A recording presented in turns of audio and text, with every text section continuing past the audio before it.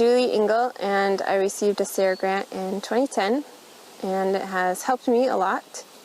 I have rabbits, as you can see, or maybe you can't see, and I raise them on pasture, and the SARE grant funded several key aspects of moving the project from sort of working to working better. And those aspects were kit mortality, record keeping, and the fencing system that you see here. As part of the SARE grant, I received funding to buy a computer program and install it on my computer, and that has helped greatly to keep track of genetics, and then also keeping track of how many are born and where they are and how old they are, and who has good mothering skills and who I should keep. And so I've been able to effectively keep track of that data and use it to breed the does that are the most effective mothers and to put down those that are not. And so I went from about 17 does at the time of the grant, and now I have 53. And not all of them are reliable, but again, I use that computer program to look at the information that I'm gathering and see if the doe meets the criteria that I've set forth, and then using that information is whether or not she stays in the breeding cycle or not. So it's been really helpful to have that computer program. Another aspect of the SARE grant focused on the fencing, and this type of physical barrier fence is what I developed. I used to use electric fencing. I used an Electronet from Premier One that was meant for poultry, and I had about a 23% escape loss. And I built this physical barrier fence, and I went from a 23% escape loss down to 0. So even though sometimes rabbits make it out periodically, I have always found them and put them back in.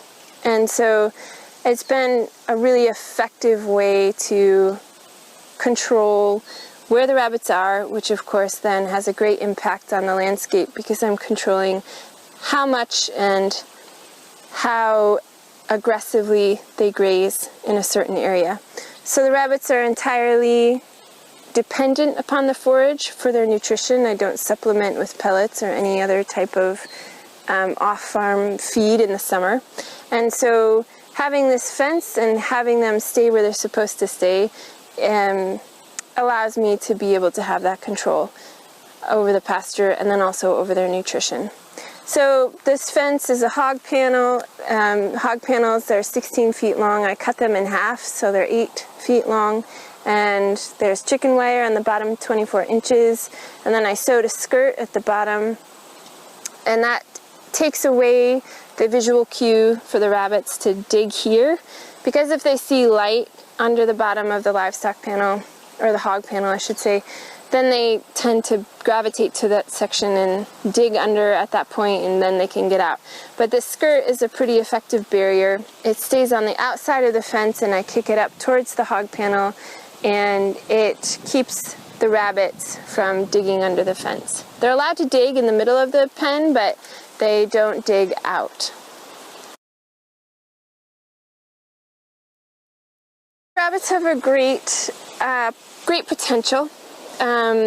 They are herbivores, but they also have top and bottom teeth, unlike a ruminant. And so they're very effective at grazing things and taking forage down to the ground. And I think they can be used, as you can see here, this pasture is somewhat scrubland. I think they can be used very effectively to renovate areas, as long as they're controlled effectively and in combination probably with other mechanical types of mowing and other types of things to keep the thistle down. They are the most effective and efficient converters of forage into meat, and they're small, and I think it's really a nice supplement to operations that already have diversified grazing going on.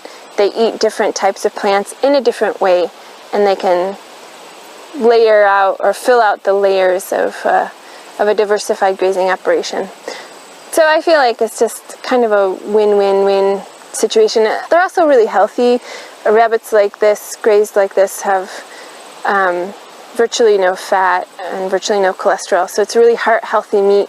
Rabbit in general is really heart-healthy, and then pasture raising them, having them 100% forage fed or 100% grass-fed, I think ratchets up the health benefits even more. So it's a win for the land, it's a win for the producer, it's a win for the consumer.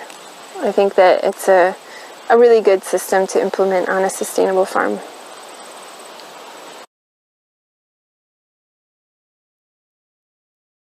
Alright, so we are about to move the rabbits from the section that they are currently grazing to the section that they will be grazing. They've been in this section for about 32 hours, and they will move into this section, and I expect them to take about, I don't know, anywhere from 30 to 36 hours to completely graze this down to look like what it is here. And so in order to do this, I have a modular system. Each panel is 8 feet long. So I have 3 panels heading south, and I have 5 panels heading east. And then I don't have any 3 panels on that eastern arm, and so I'm going to pick up these 3 panels and move them into those western arm. And the reason I'm picking up this panel here is because the rabbits will be attracted and come and graze right here. And usually as soon as they shove their face in some forage, they will not be that interested in traveling that far. But should they be curious, they usually go in a straight line, and so they're going to hit that fence and not escape while I'm setting up the western arm. Usually it takes them a while to figure out that that western edge is open. Hi kiddos, you know you're going to move, don't you? And so I have enough time, because I'm taking it from the northwestern corner and moving it to the southeastern corner. I have enough time in that space. So let's see if it works. We'll see if I prove myself right. And if the rabbits cooperate, which you never really know with these mysterious little creatures. Okay, kiddos, come on, you guys. Come on, you guys. Come on, you guys. So it doesn't look like there's 180 rabbits in here, but as they all start swarming across,